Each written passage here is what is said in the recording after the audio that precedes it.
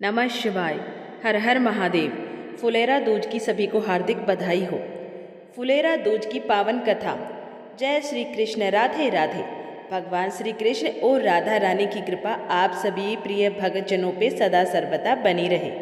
आप सभी को फुलेरा दूज की बहुत ही हार्दिक शुभकामनाएं। आज दिनांक 19 फरवरी और दिन बृहस्पतिवार है। हिंदू पंचांग के अनुसार फाल्गुन मास की शुक्ल पक्ष की द्वितीया तिथि को फुलेरा दूज के नाम से जाना जाता है।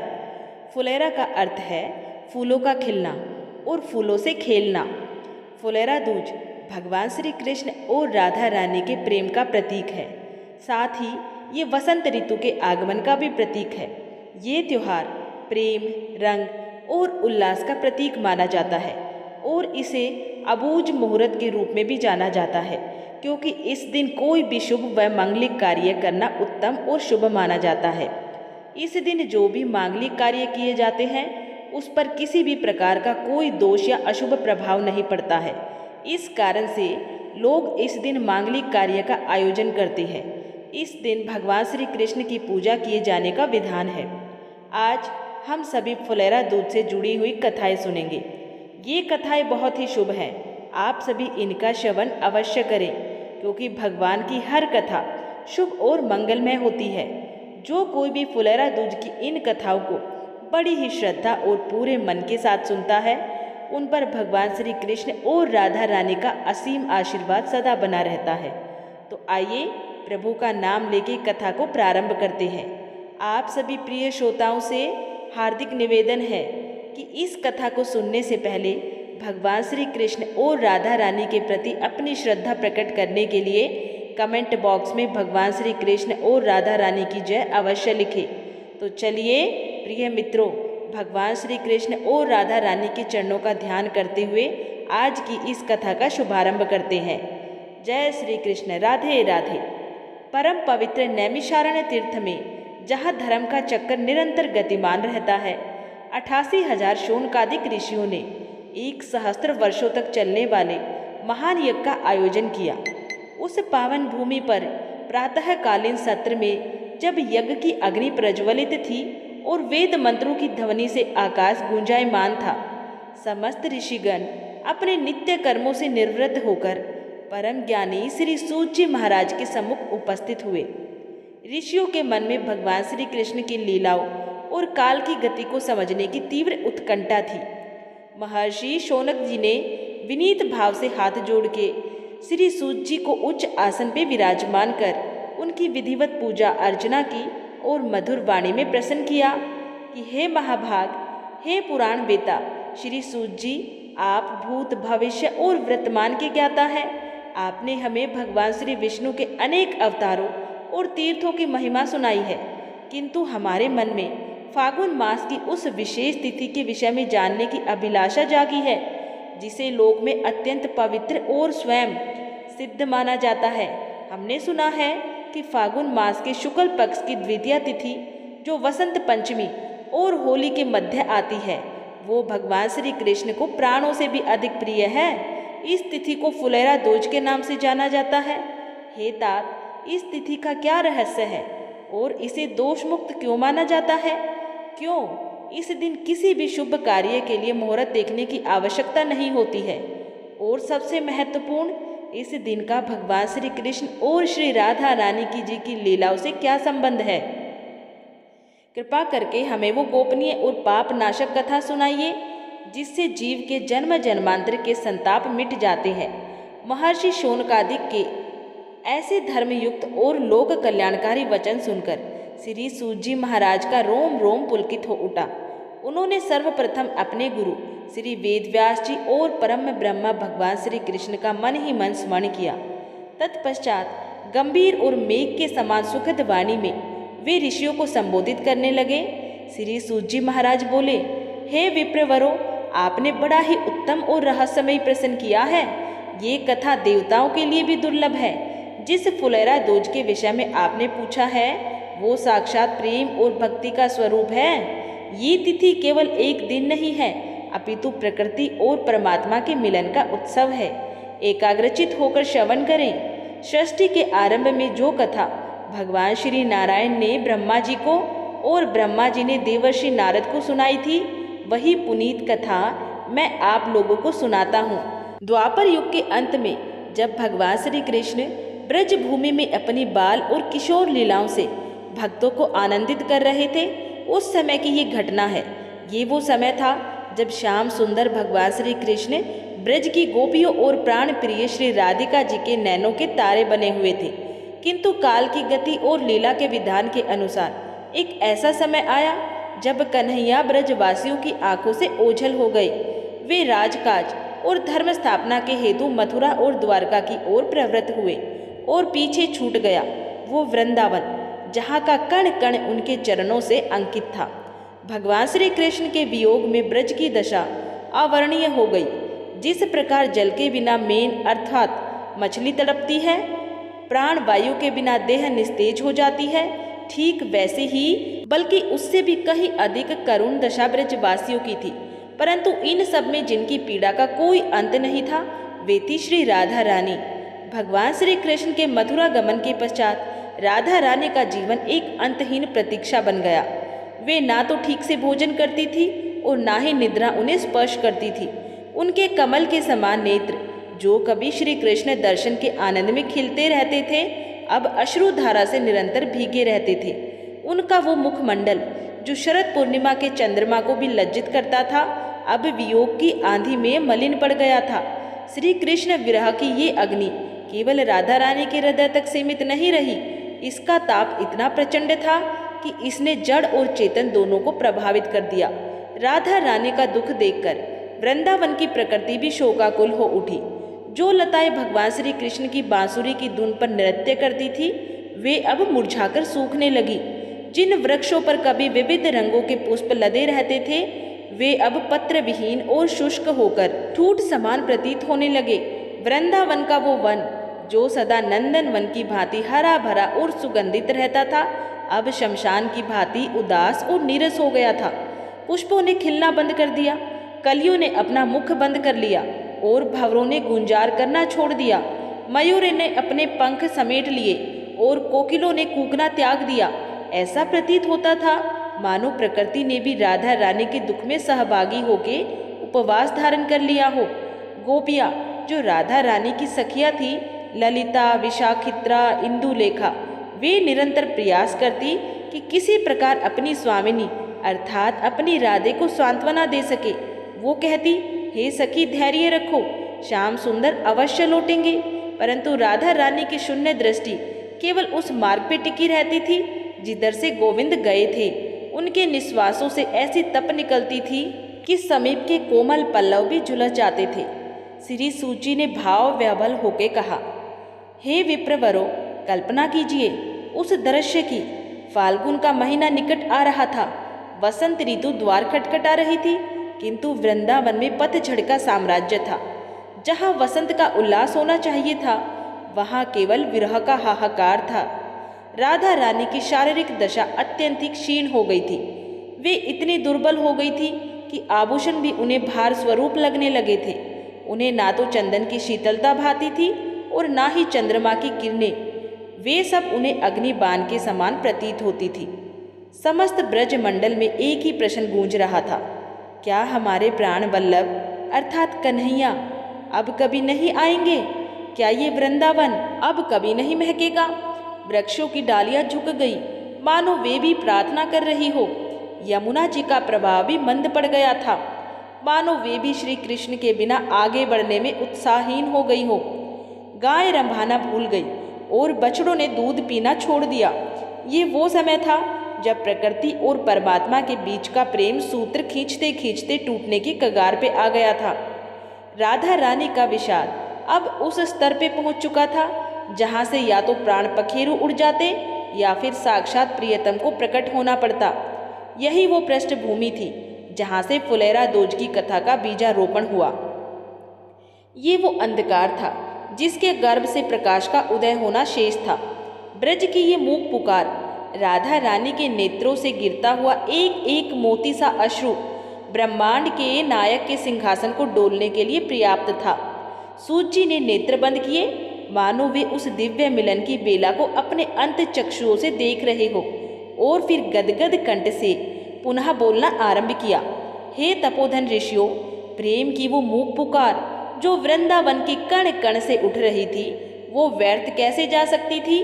भक्त के हृदय की पीड़ा भगवान के हृदय को वेद देती है। यद्यपि भगवान श्री कृष्ण द्वारका के वैभव और राजकाज में लिप्त प्रतीत होते थे, किंतु उनका मन तो सदा वृंदावन की कूंज गलियों में ही रमता था। श्री राधिका की वो करुण दशा और ब्रज की वो उजड़ी हुई स्थिति पवन के झोंकों के साथ त्रिभुवन के स्वामी तक पहुंच ही गई। हृदय में एक कसक उठी। अंतर्यामी परमात्मा जो घट घट की जानते हैं, उन्हें अनुभव हुआ कि यदि वे अब भी ना गए तो ब्रज का अस्तित्व ही संकट में पड़ जाएगा। प्रेम की डोरी ने उन्हें ऐसा खींचा कि वो एक क्षण भर भी विलंब ना कर सके। उन्होंने ना तो सारथी को बुलाया और ना ही किसी भव्य रथ की प्रतीक्षा की। वे तो बस अपनी पीताम्बरी संभाले ब्रज की ओर चल पड़े। जैसे ही श्याम सुंदर के चरण कमलों ने ब्रज की सीमा को स्पर्श किया, एक अद्भुत घटना घटी। वो वृंदावन जो कुछ क्षण पूर्व तक शोक के सागर में डूबा हुआ था, जहाँ मृत्यु तुल्य सन्नाटा छाया था, वहाँ अकस्मात प्राण वायु का संचार होने लगा। भगवान के श्री अंग की दिव्य गंध जो कस्तूरी और चंदन से भी अधिक मादक और शीतल है, वायु में घुल गई। उस सुगंध का स्पर्श पाते ही मुरझाई हुई लताओं में सहरन हुई। वे लताएं जो वृक्षों का साथ छोड़कर भूमि पर लौट रही थी, पुनः सपिल गति से वृक्षों से लिपट गई और देखते ही देखते हरी भरी हो उठी। जो वृक्ष ठूंठ हो चुके थे, उनके नसों में रस का प्रभाव दौड़ पड़ा। क्षण भर में ही सूखी डालियां कोमल पल्लवों से लद गई। वसंत जो अब तक वृंदावन में प्रवेश करने से भयभीत था, अब अपने पूर्ण वैभव के साथ प्रकट हो गया। कलियां जो शोक में अपनी आंखें मूंदे बैठी थी, चटक कर खिल उठी। पलाश, पारिजात, चंपा और मोगरा असमय ही सब एक साथ पुष्पित हो उठे। ऐसा प्रतीत हुआ मानो प्रकृति ने अपने प्रियतम के स्वागत के लिए धरती पे सतरंगी पुष्पों का गलीचा बिछा दिया हो। भ्रमरे जो कहीं छिप गए थे, पुनः राधे कृष्ण की गुंजार करते हुए पुष्पों पर मंडराने लगे। मयूरों ने अपने पंख फैला दिए और कोकिलों ने पंचम स्वर में स्वागत गीत गाना आरंभ कर दिया। उधर निधिवंत के एकांत कुंज में सखियों के मध्य अचेत अवस्था में लेटी श्री राधिका जी की देह में अकस्मात स्पंदन हुआ। जिस प्रकार औषधि मुख में जाते ही रोगी के प्राण लौटने लगते हैं, उसी प्रकार वायु में घुली श्री कृष्ण की उपस्थिति ने संजीवनी का कार्य किया। श्री राधिका जी के नासिका पूट फड़के। उन्होंने धीरे धीरे अपने कमल नेत्र खोले। उनकी सखियां ललिता और विशाखा जो चिंता मग्न थी, उन्होंने देखा कि राधा रानी के मुख पर एक अलौकिक आभा लौट रही है। राधा रानी ने क्षीण स्वर में कहा, सखी, क्या तुम अनुभव कर रही हो? ये सुगंध, ये वायु का स्पर्श, मेरे कान्हा आ गए हैं। सखियां अभी कुछ समझ पाती, उससे पूर्व ही कुंज के द्वार पर एक दिव्य प्रकाश पुंज उदित हुआ। पीताम्बर धारण किए, मोर मुकुट मस्तक पर सजाए और अधों पर वही भुवन मोहिनी मुस्कान लिए साक्षात मदन मोहन वहां खड़े थे। वो दृश्य वाणी के परे है। विरह की अग्नि जो अभी तक राधा रानी को जला रही थी, अब मिलन के आनंद अश्रुओं में परिवर्तित हो गए। जैसे तपती धरती पर वर्षा की पहली फुहार पड़ती है, वैसे ही श्री कृष्ण के दर्शन से राधा रानी का ताप शांत हो गया। वे उठी, किंतु हर्ष के अतिरेक से उनके चरण डगमगा गए। तब स्वयं श्री कृष्ण ने आगे बढ़कर उन्हें थाम लिया। उस क्षण समय थम गया। गोपियों के आनंद का पारावार न रहा। उन्होंने देखा कि न केवल राधा रानी अपितु संपूर्ण वन उपवन अब पुष्पों से इतना लद गया है कि पत्ते दिखाई ही नहीं दे रहे हैं। जिधर दृष्टि जाती उधर केवल फूल ही फूल, लाल, पीले, श्वेत, गुलाबी, मानो प्रकृति ने अपना सारा खजाना अपने स्वामी के चरणों में उड़ेल दिया हो। विरह का वो लंबा और अंधकार में काल समाप्त हो चुका था। अब चारों ओर केवल उल्लास था, रंग था और सुगंध थी। गोपियां एक दूसरे को देख रही थी और फिर उन असंख्य खिले हुए पुष्पों को। उनके मन में एक तरंग उठी, अर्थात एक उमंग जागी। वे समझ गई कि आज का दिन साधारण नहीं है। आज प्रकृति ने स्वयं उत्सव की तैयारी की है। श्री सूत जी महाराज ने मंद मुस्कान के साथ कहा, हे मुनियों, विरह के बाद का मिलन अत्यंत मधुर होता है। ये वही क्षण था जब शोक उत्सव में परिवर्तित होने वाला था, वन के वे पुष्प जो अभी अभी खिले थे, अब एक नई लीला के उपकरण बनने जा रहे थे। ब्रज में एक ऐसी होली खेली जाने वाली थी जिसमें ना रंग होगा ना गुलाल, अपितु होगा तो केवल प्रकृति का सबसे कोमल अर्थात पुष्प। श्री सूत जी महाराज ने अपने नेत्र पुनः खोले, जिनमें अब प्रेमाश्रु तैर रहे थे। सभा में उपस्थित समस्त ऋषिगण चित्रलिखित से उस दिव्य लीला के साक्षी बन रहे थे। श्री सूत जी महाराज ने अपनी ओजस्वी वाणी में कथा को पूर्णता की ओर ले जाते हुए कहा, हे शकाद ऋषियों, उस क्षण निकुंज का वन का दृश्य त्रिलोक में सबसे सुंदर दुर्लभ था। एक ओर विरह की अग्नि में तपा हुआ शुद्ध प्रेम था और दूसरी ओर उस प्रेम को शीतलता प्रदान करने वाला साक्षात आनंद वन। भगवान श्री कृष्ण ने देखा कि राधा रानी का मुखमंडल, जो अभी अभी विरह के मेघों से मुक्त हुआ है, एक अद्भुत दीप्ति से चमक रहा है। उन्होंने देखा कि प्रकृति ने उनके स्वागत में वन को फूलों से पाट दिया है। तब श्याम सुंदर के मन में एक विनोद सूझा। वे चाहते थे कि राधा रानी के मन से वियोग का लेश मात्र भी दुख शेष न रहे और वे पुनः अपनी सहज आनंदमय अवस्था में आ गए। यही सोचकर नटवर नागर ने अपने समीप खिले हुए सुगंधित पलाश और कनेर के फूलों को अपनी अंजलि में भरा। उनके अधों पर एक शरारत भरी मुस्कान खिल गई। इससे पहले कि राधा रानी कुछ समझ पाती, कन्हैया ने अपनी अंजलि में भरे हुए वे कोमल पुष्प प्रेम पूर्वक श्री राधा रानी जी के ऊपर बरसा दिए। पुष्पों का वो स्पर्श किसी अस्त्र का आघात नहीं, अपितु प्रेम का स्पर्श था। राधा रानी क्षण भर के लिए चकित रह गई, किंतु अगले ही पल उन्हें श्याम सुंदर का संकेत समझ आ गया। उनके भीतर सोई हुई अलातीनी शक्ति जागृत हो उठी। लज्जा और संकोच का स्थान उमंग ने ले लिया। उन्होंने भी अपने समीप लटकती हुई लता से श्वेत और पीत वर्ण के पुष्प तोड़े और पूरे वेग से श्याम सुंदर के ऊपर फेंक दिया। आगे श्री सूत जी महाराज बोले, हे मुनीश्वरों, बस इसी क्षण की प्रतीक्षा थी। जैसे ही युगल सरकार के मध्य ये पुष्प युद्ध आरंभ हुआ, वहां उपस्थित गोपियों का धैर्य भी बांध तोड़ गया। ललिता, विशाखा, चंपकलता सबने अपनी अपनी अंजलियां फूलों से भर ली। देखते ही देखते वो निधि वन रास क्षेत्र बन गया। अंतर केवल इतना था कि आज वाद्य यंत्रों के स्थान पर भ्रमरों का गुंजार था और नपुरों की झंकार के साथ पुष्पों के गिरने की ध्वनि मिल रही थी। कोई गोपी लाल पुष्प लेके दौड़ती तो कोई पीत पुष्पों की वर्षा करती। आकाश मार्ग से पुष्प ऐसे गिर रहे थे मानो रंग बिरंगी हिम वर्षा हो रही हो। समस्त वातावरण प्राग कणों से सुगंधित और धूमिल हो गया। पृथ्वी पर फूलों की इतनी मोटी परत बिछ गई कि चरण भूमि को स्पर्श ही नहीं कर पा रहे थे। ना कोई राजा था, ना कोई प्रजा, ना कोई ईश्वर था, ना कोई भक्त। वहां केवल रस था और रसिक थे। वो दृश्य इतना मनोहर था कि स्वर्ग से देवतागण भी अपने विमान रोककर अपलक नेत्रों से इस फूलों की होली का दर्शन करने लगे। वे सोचने लगे कि अमृत तो स्वर्ग में है, किंतु ऐसा प्रेम अमृत तो केवल ब्रज की रज में ही सुलभ है। उस दिन किसी गुलाल का प्रयोग नहीं हुआ था, किसी कीचड़ का, जल का कोई प्रयोग नहीं हुआ था। केवल प्रकृति की कोमलतम उपहार पुष्प ही उस उत्सव के साधन बने। गोपियों का रोम रोम खिल उठा, ठीक वैसे ही जैसे वो वन खिल उठा था। भगवान ने उस दिन ये सिद्ध कर दिया कि प्रेम की अभिव्यक्ति के लिए शब्दों की नहीं, भावनाओं के रंगों की आवश्यकता होती है। बहुत समय तक ये दिव्य क्रीड़ा चलती रही। जब तक सब थक के चूर हो गए, तब भी उनके मुख पर असीम शांति और संतोष था।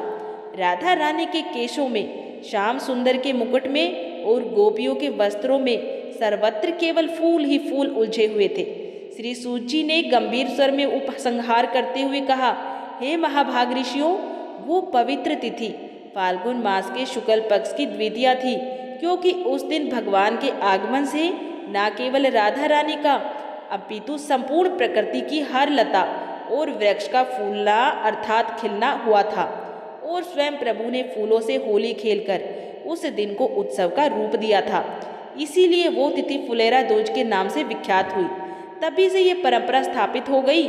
आज भी ब्रज मंडल में, विशेषकर मथुरा, वृंदावन और वल्लभ संप्रदाय के मंदिरों में ये पर्व अत्यधिक धूमधाम से मनाया जाता है। इस दिन भगवान की कमर में रंग बिरंगे कपड़े का फेटा नहीं अपितु फूलों का फेटा अर्थात कमरबंद बांधा जाता है। भक्तजन अपने आराध्य पर गुलाल नहीं केवल फूल चढ़ाते हैं। ज्योतिष शास्त्र में भी इस दिन को अबूझ मुहूर्त माना गया है, अर्थात जिस दिन साक्षात प्रेम के देवता भगवान श्री कृष्ण और प्रेम की अधिष्ठात्री देवी श्री राधा रानी मिलन के उत्सव में मग्न हो, उस दिन किसी शुभ कार्य के लिए पंचांग देखने की क्या ही आवश्यकता। इस दिन विवाह, सगाई और गृह प्रवेश जैसे मांगलिक कार्य बिना किसी विचार के किए जाते हैं, क्योंकि ये दिन दोष मुक्त और प्रेम युक्त है।